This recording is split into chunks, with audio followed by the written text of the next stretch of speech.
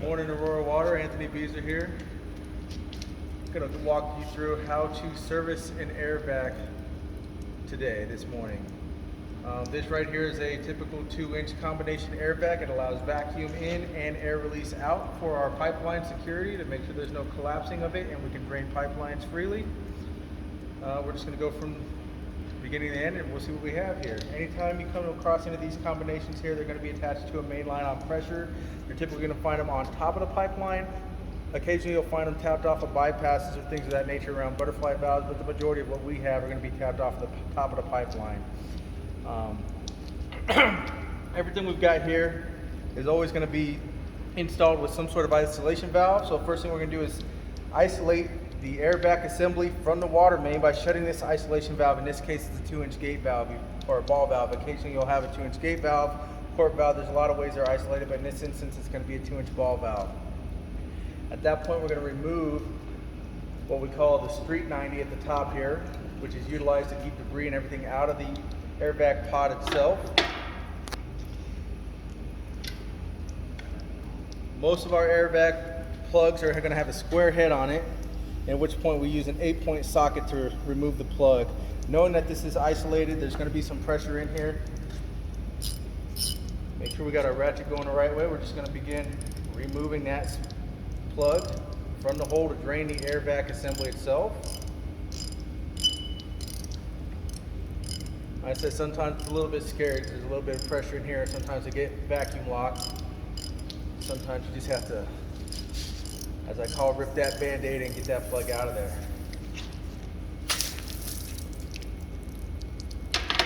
At this time, we're going to allow the entire air vac pod to drain. As you can see, the water increase there signifies that the seat has unseated itself from its assembly so that it can drain and allow air into the air pod. At this point, we're just going to drain the water out of the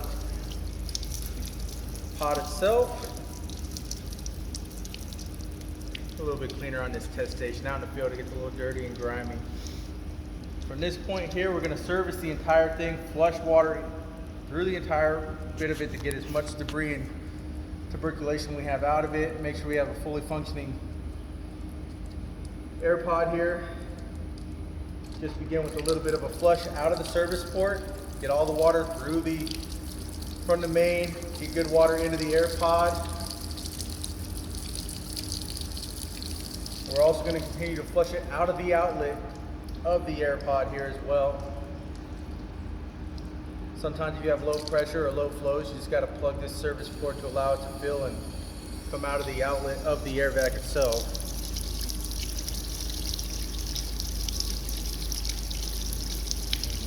And typical time in flushing out of the outlet varies depending on the size of the air pod, how dirty the air pod is, and everything inside of it is. We also want to ensure that it seats itself, allowing it to flush from the outlet as it seats and through the service plug.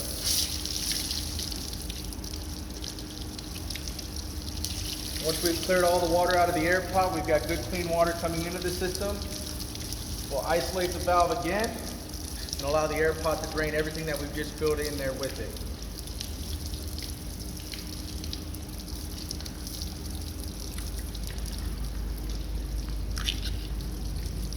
In the meantime, I'll just retape the plug and get it ready to finish up the task here at hand.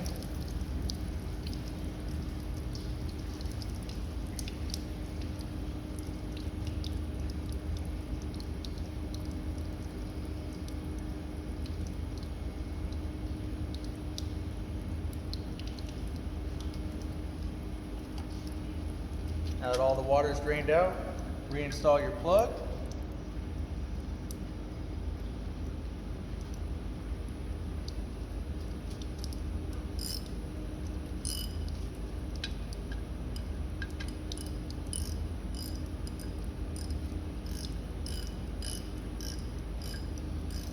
Nice and tight, sealed with thread tape.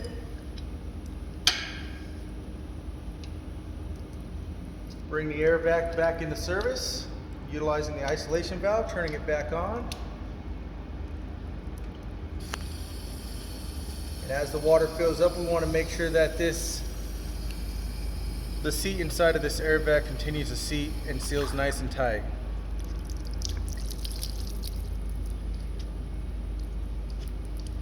Once everything's seated nice and tight, reinstall everything else within the vault itself, including the Street 90. There you have it.